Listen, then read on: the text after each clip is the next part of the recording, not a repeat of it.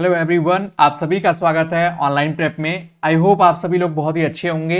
आप सभी के डिमांड पे जीके जीएस के इंपॉर्टेंट क्वेश्चंस की सीरीज स्टार्ट है, जिसमें आज जो है वो तीसरी क्लास है और आज की इस क्लास में हम लोग इंपॉर्टेंट क्वेश्चंस को कवर करेंगे। ये क्वेश्चन आपके सभी सेक्शन को कवर करेंगे।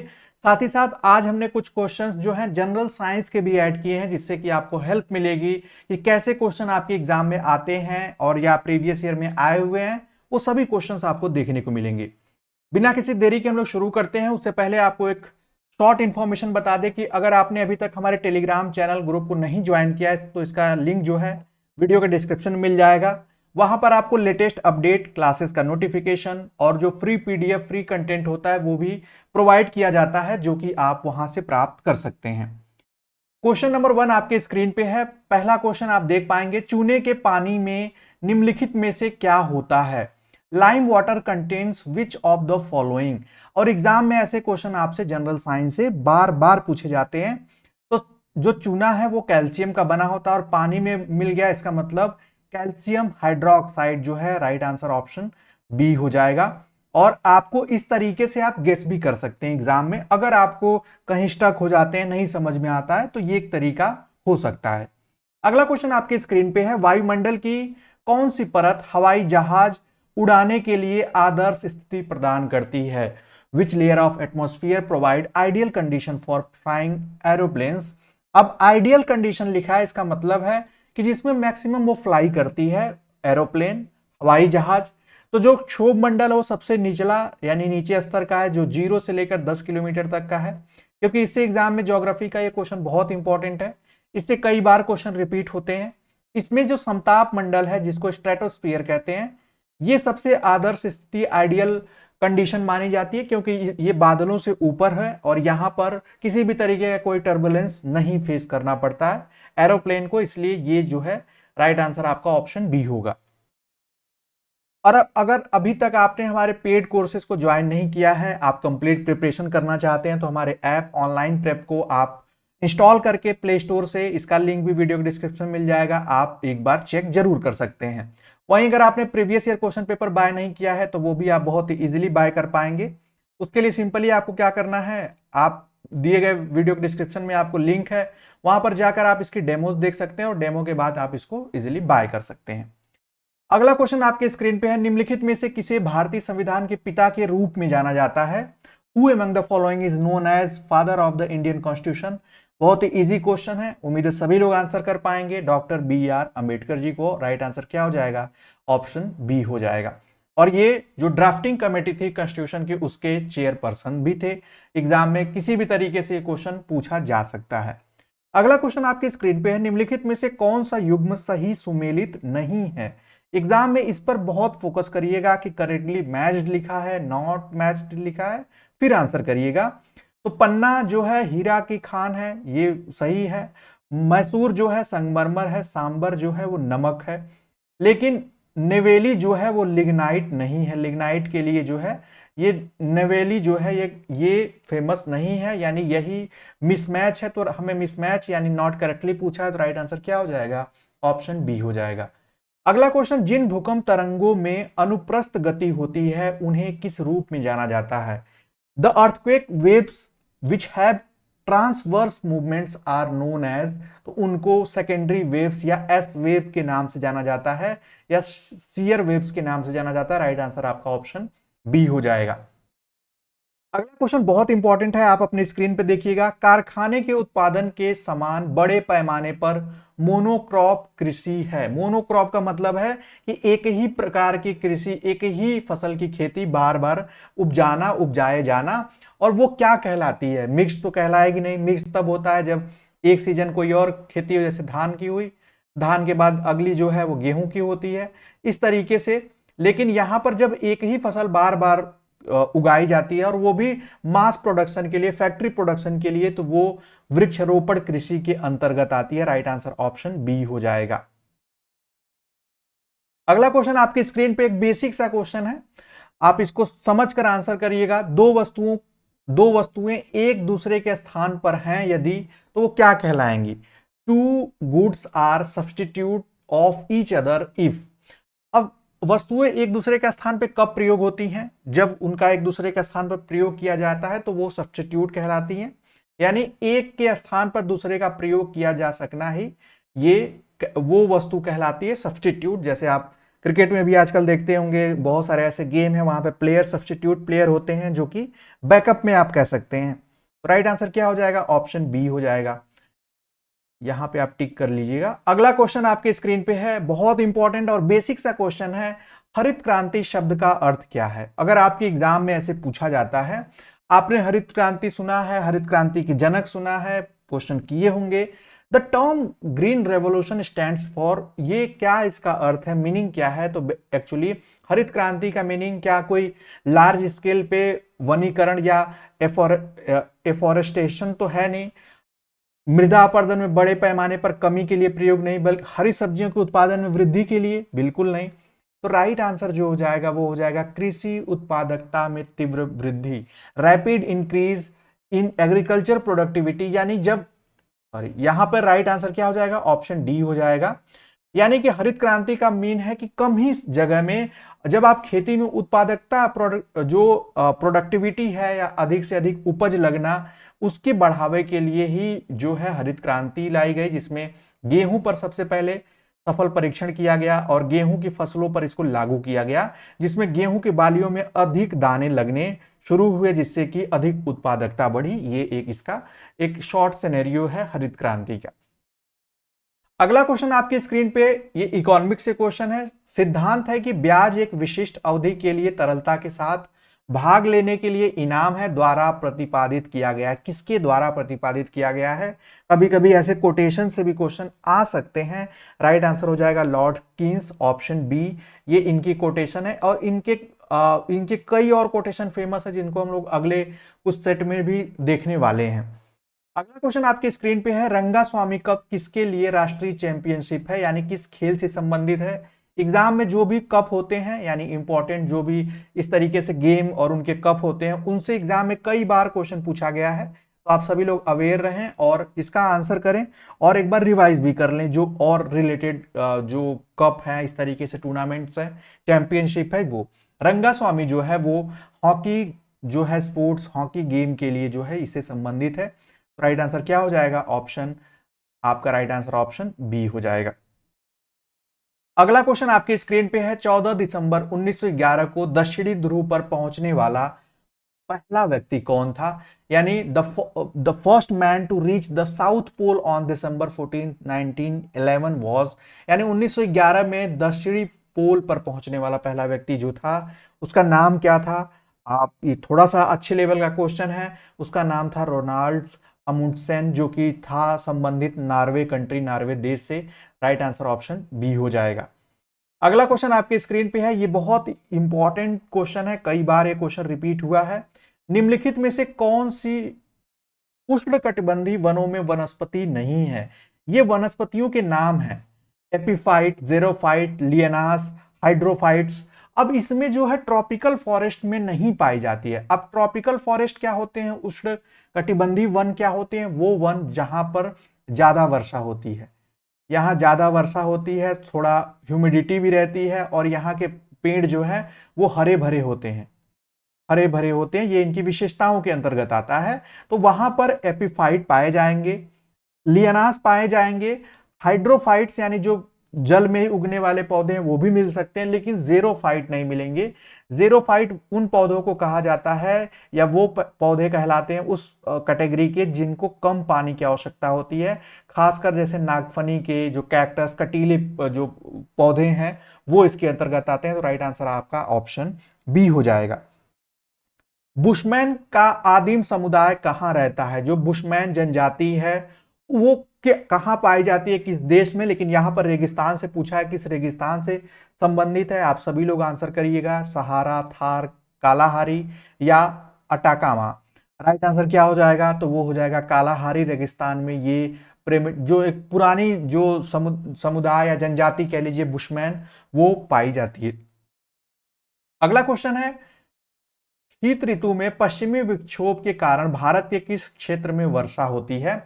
यानी ठंडी के समय में भी वर्षा आप देखने को मिलती है और वो इंडिया के किस साइड होती है? तो वो होती है नॉर्थ वेस्टर्न रीजन में उत्तर पश्चिमी क्षेत्रों में आपको पश्चिमी विक्षोभ के कारण वर्षा देखने को मिलती है। राइट आंसर ऑप्शन डी हो जाएगा।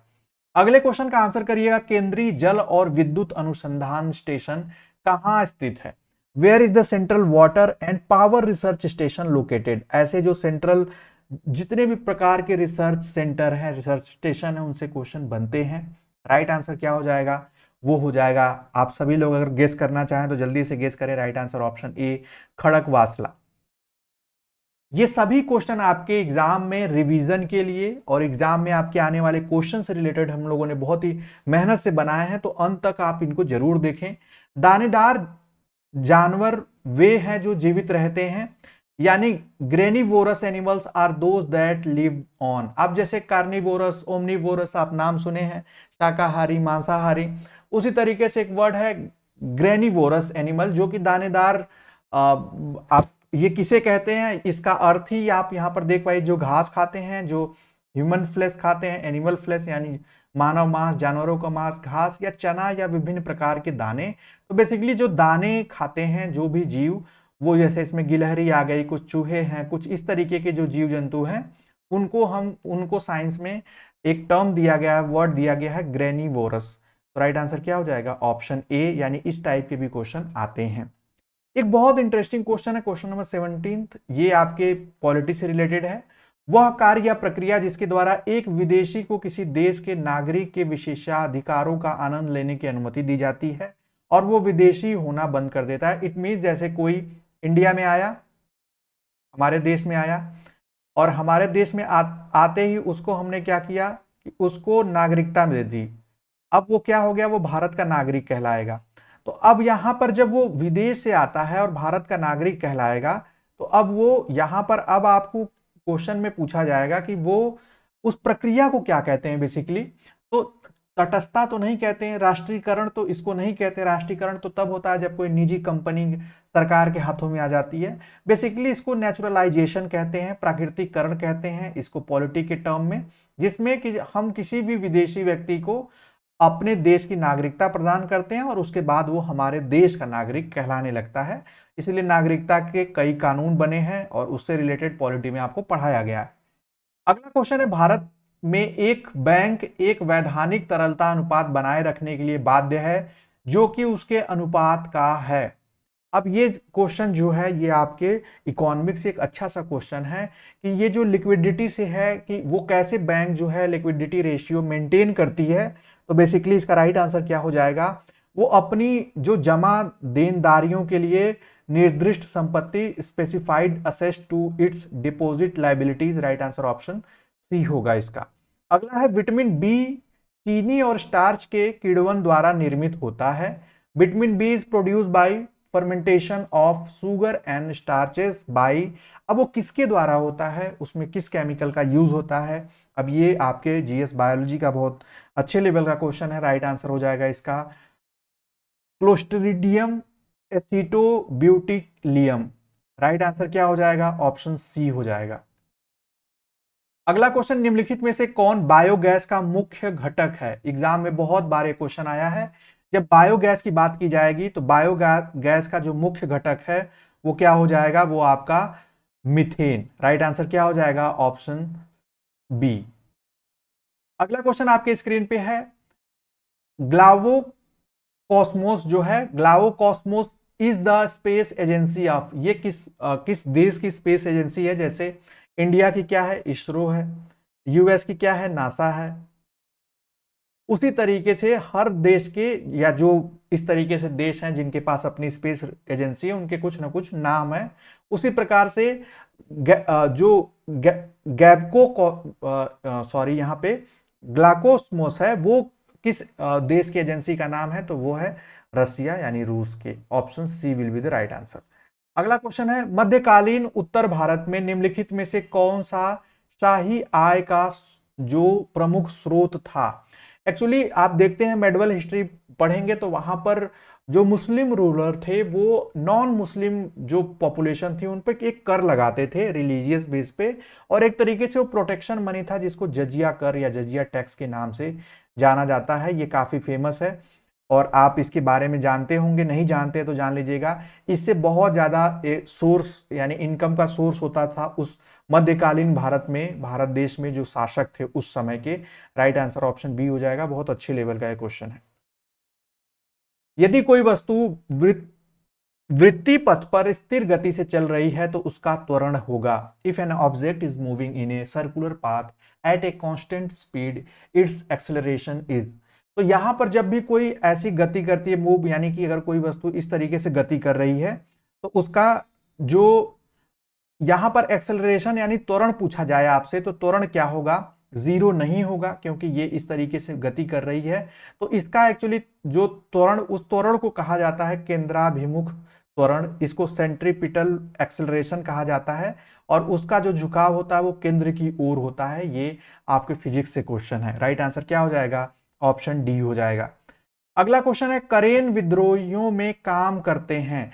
करेन इंसर्जेंट ऑपरेट इन, जो कुछ विद्रोही संगठन है, उन विद्रोही संगठनों का कार्य क्या है उसको हम लोग जान लेते हैं। ये एग्जाम में ऐसे क्वेश्चन कम बनते हैं बट बन सकते हैं। ये विद्रोही जो है ये म्यांमार से संबंधित हैं और यहाँ पर ये अपने अलग राष्ट्र की, अलग देश की मांग करते हैं। वो इनके ग्रुप को करेन ग्रुप कहा जाता है। राइट आंसर ऑप्शन डी हो जाएगा। ऐसे बहुत सारे देशों में अलग अलग इस तरीके से संगठन बने हुए हैं। महादेव गोविंद रानाडे किसके मुख्य वास्तुकार थे या संस्थापक थे? तो वो थे प्रार्थना समाज। प्रार्थना समाज किससे संबंधित है? तो महागोविंद जो है रानाडे से, महादेव गोविंद रानाडे से। ये एग्जाम में आपके क्वेश्चन किसी भी तरीके से पूछा जा सकता है, तो ये काफी इंपॉर्टेंट है। इसको मैं यहां पर स्टार लगा दे रहा हूं। अगला क्वेश्चन है, रेशम किसके द्वारा निर्मित होता है? तो रेशम जो है वो रेशम कीट जो होते हैं उनके लार्वा, प्यूपा या अंडा या कीट ही स्वयं सिल्क प्रोड्यूस करते हैं। तो बेसिकली लार्वा से बनता है प्यूपा, और प्यूपा जो है मेन जो उसका रॉ मटेरियल है वो यूज किया जाता है सिल्क को बनाने में। तो राइट आंसर ऑप्शन बी होगा। अगला क्वेश्चन है, सेलुलर जेल में एक प्रमुख, जो सेलुलर जेल जो है वो एक प्रमुख पर्यटक आकर्षण का केंद्र है। The Cellular Jail is a major tourist attraction in, और वो है कहां सिचुएटेड? तो सेलुलर जेल जो है वो है आपके पोर्ट ब्लेयर में। और राइट आंसर क्या हो जाएगा? Option D. अगला क्वेश्चन आपके स्क्रीन पे है, पोलियो के खिलाफ एक प्रभावी टीका पहली बार किसके द्वारा विकसित किया गया था? बहुत इंपॉर्टेंट क्वेश्चन है। पोलियो का टीका जो है किसके द्वारा विकसित किया गया था? तो उनका नाम था जोनास साल्क। और ये 1950-1960 के दशक की बात है और उस दौरान इन्होंने पोलियो के टीके का इजाद किया था। तो राइट आंसर क्या हो जाएगा? ऑप्शन डी हो जाएगा। अगला क्वेश्चन आपके स्क्रीन पे, अरब उपग्रह संचार संगठन अरब सैट अरब लीग के 21 सदस्य देशों का स्वामित्व में है। इसका मुख्यालय कहां है? यानी एक ऐसा संगठन है जो कि अरब सैटेलाइट कम्युनिकेशन ऑर्गेनाइजेशन के नाम से जाना जाता है, जिसमें अरब कंट्रीज के 21 मेंबर हैं। अलग अरब में 21 देशों का एक समूह है। इनका जो हेडक्वार्टर है वो रियाद में है। राइट आंसर क्या हो जाएगा? Option A. रियाद कहां है? सऊदी अरब में है। सऊदी अरब में है। अगला क्वेश्चन है, एक बहुत ही इंपॉर्टेंट क्वेश्चन है, चुनाव की किदावोलाई प्रणाली का उल्लेख किया गया है। एक एंशियंट टाइम में, चोल शासकों के टाइम में एक ऐसा आप सोर्स मिलता है जिसे पता चलता है कि उस समय जो है ग्रामीण स्तर पर चुनाव होते थे। चुनाव की एक प्रक्रिया थी और इस प्रक्रिया का जो उल्लेख है या सोर्स जो है वो है उत्तरी मेरूर शिलालेख, जिस पर इसके बारे में लिखा गया था।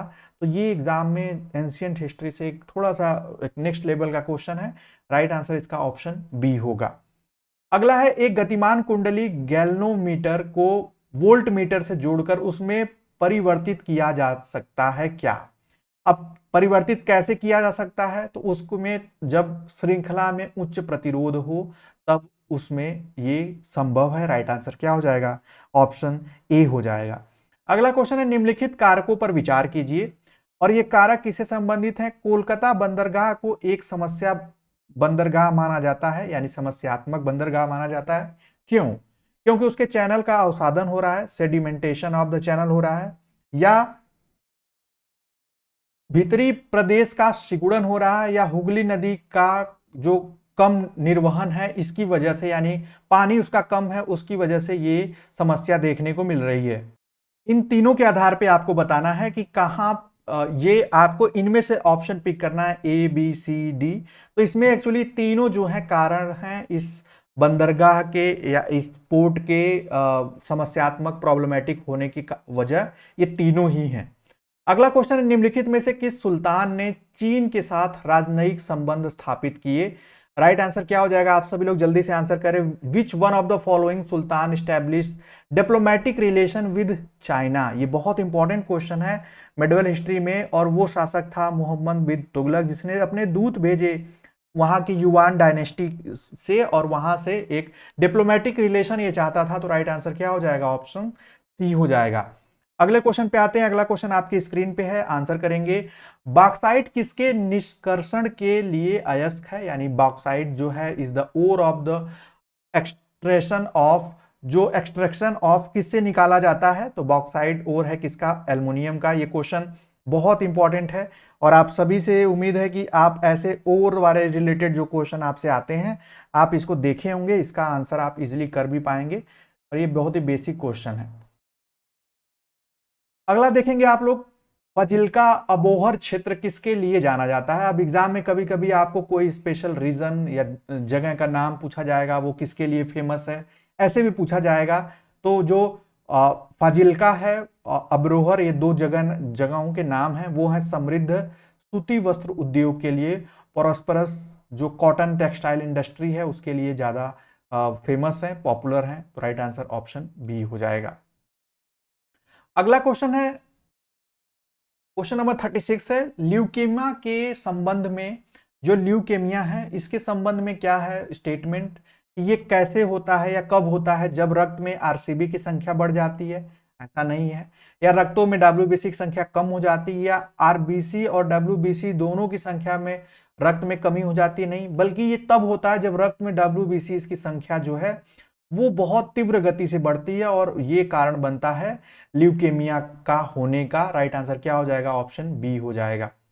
अगला क्वेश्चन, क्वेश्चन नंबर 37 आपके स्क्रीन पे है, विदेशी यात्रियों में से कौन भारत का दौरा करने वाला पहला व्यक्ति था? इन दिए गए ऑप्शन में से आपको बताना है। हेनसोंग था, इब्न बतूता था, मार्को पोलो था या फाहियान था? राइट आंसर क्या हो जाएगा? बहुत ही इजी और बहुत इंपॉर्टेंट क्वेश्चन है। इसमें जो ऑप्शन के अकॉर्डिंग जो है राइट आंसर क्या हो जाएगा? फाहियान हो जाएगा। मैं क्यों ऑप्शन के अकॉर्डिंग कह रहा हूं कि जब मेगास्थनीज का नाम लिया जाएगा, मेगास्थनीज का नाम लिया जाएगा तो ये पहला व्यक्ति होगा, उसके बाद आता है फाहियान, फिर उसके बाद है हेनसोंग। तो आपको ये क्रम आपको याद होना चाहिए। यहां पर मेगास्थनीज ऑप्शन में नहीं है तो राइट आंसर हम क्या करेंगे? ऑप्शन डी को करेंगे। अगला क्वेश्चन है, अधिकांश अजंता पेंटिंग किस शासन के दौरान पूरा किया गया था या के शासन के दौरान पूरा कर लिया गया था? तो बेसिकली जो अजंता पेंटिंग्स है वो गुप्त वंश शासकों के दौरान या इन शासन काल के दौरान ही पूरा की गई थी। तो राइट आंसर क्या हो जाएगा? ऑप्शन डी हो जाएगा। अगला क्वेश्चन है, मलिक काफूर किसका सेनापति था? बहुत इंपॉर्टेंट क्वेश्चन है। और अगर आपने पद्मावत मूवी देखी होगी तो वहां पर आपने देखा होगा कि अलाउद्दीन खिलजी का जो है ये सेनापति था और इसने अलाउद्दीन खिलजी के लिए कई युद्ध लड़े और उनमें वो जीता भी। अगला क्वेश्चन है, नेपाल में बौद्ध धर्म की शुरुआत किसके शासन काल में शुरू हुई या हुई, प्रारंभ हुई? तो नेपाल हो गया, श्रीलंका हो गया या अन्य भारत से अन्य जगहों पर मुख्य रूप से उसमें भूमिका देखने को मिलती है सम्राट अशोक की। तो राइट आंसर क्या हो जाएगा? ऑप्शन बी हो जाएगा। शांति स्वरूप भटनागर अपने लिए जाने जाते थे, यानी किस लिए जाने जाते थे? तो जो शांति स्वरूप भटनागर हैं वो भारत के एक प्रतिष्ठित वैज्ञानिक हैं और उनके उल्लेखनीय उपलब्धियां हैं साइंटिफिक क्षेत्र में। साथ ही साथ इन्हें फादर ऑफ रिसर्च लेबोरेटरी के नाम से जाना जाता है, father of research laboratory of India. और ये काफी इंपॉर्टेंट इसलिए हैं क्योंकि ये CSIR जो है उसके डायरेक्टर जनरल भी रह चुके हैं। साथ ही साथ शांति स्वरूप भटनागर जी ने जो BHU काशी हिंदू विश्वविद्यालय है उसके कुलगीत की भी रचना की है। तो इनसे रिलेटेड ये भी एक फैक्ट आप नोट कर सकते हैं, काफी प्रोमिनेंट पर्सनालिटी है। अगला क्वेश्चन है, भारत सरकार अधिनियम में प्रांतीय स्वायत्तता प्रदान की गई थी कब? अब ये आपके पॉलिटी से क्वेश्चन है और ये जब पहली बार ऑटोनॉमी, प्रोविंशियल ऑटोनॉमी दी गई थी वो 1935 गवर्नमेंट ऑफ इंडिया एक्ट से। तो राइट आंसर क्या हो जाएगा? ऑप्शन बी हो जाएगा। अगला क्वेश्चन आपके स्क्रीन पे है, 1935 के भारत सरकार अधिनियम को दास्ता के नए चार्टर के रूप में किसके द्वारा वर्णित किया गया था? जो गवर्नमेंट ऑफ इंडिया एक्ट 1935 था, उसको किस नाम से यानी कि उसको किसने कहा था? न्यू चार्टर ऑफ स्लेवरी, यानी दास्ता का एक नया चार्टर है, ये कहा था, ये कथन है जवाहरलाल नेहरू जी का। तो राइट आंसर क्या हो जाएगा? Option A. अगला क्वेश्चन है, सिपाही विद्रोह के दौरान भारत के गवर्नर जनरल कौन थे? जब भी सिपाही विद्रोह आए तो ये 1857 की क्रांति को अलग अलग नामों से जाना जाता है। तो उस समय गवर्नर जनरल कौन था? ये काफी इंपॉर्टेंट है, कई बार क्वेश्चन आया है। तो वो था, आप सभी लोग आंसर करेंगे जल्दी से। 44 का राइट आंसर क्या हो जाएगा? वो लॉर्ड कैनिंग, ऑप्शन डी हो जाएगा। अगला क्वेश्चन है, कपड़े पर लोहे से जंग के दाग को किसके द्वारा हटाया जा सकता है? अब ये क्वेश्चन काफी इंपॉर्टेंट है साइंस का। Stain of rust from iron on cloth can be remove by. तो ये दोनों आप हाइड्रोजन पेरोक्साइड से भी हटाया जा सकता है, लेकिन सबसे ज्यादा प्रयोग किया जाता है या आसानी से हटाया जाता है ऑक्सैलिक एसिड से। इंडस्ट्री में इसी का यूज किया जाता है। तो राइट आंसर ऑप्शन सी लगाएंगे हम लोग। मस्तिष्क में बुद्धि, स्मृति और भावना के लिए साइट में मौजूद है। In brain the site for intelligence, memory and emotion is present in. ये कहाँ सिचुएटेड होता है? तो ये सिचुएटेड होता है, आप सभी लोग इसका एक बार गेस जरूर करें, काफी कई बार ये क्वेश्चन पूछा गया है। तो वो सेरिब्रम में होता है, जिसको प्रमस्तिष्कीय कहते हैं। राइट आंसर क्या हो जाएगा? ऑप्शन ए हो जाएगा। अगला क्वेश्चन है, भारत के कोरोमंडल तट पर सबसे अधिक वर्षा कब होती है? इसी से रिलेटेड ऊपर एक क्वेश्चन हमने देखा था। तो ये होती है आपके अक्टूबर, नवंबर या अक्टूबर से दिसंबर मंथ में सबसे ज्यादा, यानी ठंडी के विंटर सीजन में यहां बारिश होती है कोरोमंडल तटों पर। किसी अर्थव्यवस्था की वृद्धि को किसके संदर्भ में मापा जाता है? Rate of growth of an economy is measured in a term of. तो ये मापा जाता है नेशनल इनकम के बेस पर। ये इकोनॉमिक्स का एक अच्छा क्वेश्चन है। राइट आंसर क्या हो जाएगा? Option C. अगला क्वेश्चन है, गरबा नृत्य जो है डैश राज्य का लोक नृत्य है। तो गरबा डांस जो है वो किस राज्य का लोक नृत्य है? तो ये है गुजरात का। और गुजरात, और इस तरीके से इंपॉर्टेंट जो नृत्य हैं वो आते हैं, हम लोग हर सेट में जरूर 1 से 2 क्वेश्चन कर रहे हैं। आई होप आप उनको देख रहे होंगे। आपने पीछे के जो प्रैक्टिस सेट है नहीं देखा है तो उन्हें भी आप जरूर देख लें, काफी इंपॉर्टेंट होंगे। और भारत की तट रेखा कितनी है? तट रेखा का मतलब वो रेखा जो समुद्र से लगती है, ये आपको बताना है। टोटल ये कितना डिस्टेंस है इसका? तो अगर हम देखें तो एक्चुअल में इसका डिस्टेंस जो है वो है 6100 किलोमीटर, 6100 किलोमीटर। बट जब हम काउंट करते हैं अंडमान निकोबार के भी, तो ये बढ़कर हो जाता है लगभग 7500 किलोमीटर, 7500 किलोमीटर। तो इस तरीके से राइट आंसर क्या हो जाएगा? ऑप्शन सी हो जाएगा। कि एक तरीके से ये जो डेटा दिया गया है यहाँ पे करेक्शन कर लीजिएगा, इस पर फोकस करिएगा, ये सही है। और राइट आंसर ऑप्शन सी हो जाएगा। एग्जाम में ये क्वेश्चन कई बार आता है, तो आपको ये याद होना चाहिए कि टोटल दूरी कितनी है। तो आज के इस क्लास में हम लोगों ने बेसिकली देखा टोटल 50 क्वेश्चंस जीके जीएस के। आई होप आप सभी ने अंत तक देखा होगा, और साथ ही साथ आप सभी ने क्वेश्चन का आंसर भी दिया होगा, और इससे आप असेस कर पाएंगे कि आपके कितने क्वेश्चन सही हुए हैं। और अभी आप अंत में आप हमें जरूर स्कोर अपना बताइए कि आपका स्कोर क्या रहा आज के इस प्रैक्टिस सेशन से। और जो भी सुझाव है आप कमेंट सेक्शन बता सकते हैं। अगर आपने अभी तक टेलीग्राम ज्वाइन नहीं किया तो इसका लिंक वीडियो के डिस्क्रिप्शन में है। मिलेंगे अगले क्लास में और इंटरेस्टिंग और अच्छे इंपॉर्टेंट प्रैक्टिस सेट के साथ। तब तक के लिए bye bye, take care and keep watching.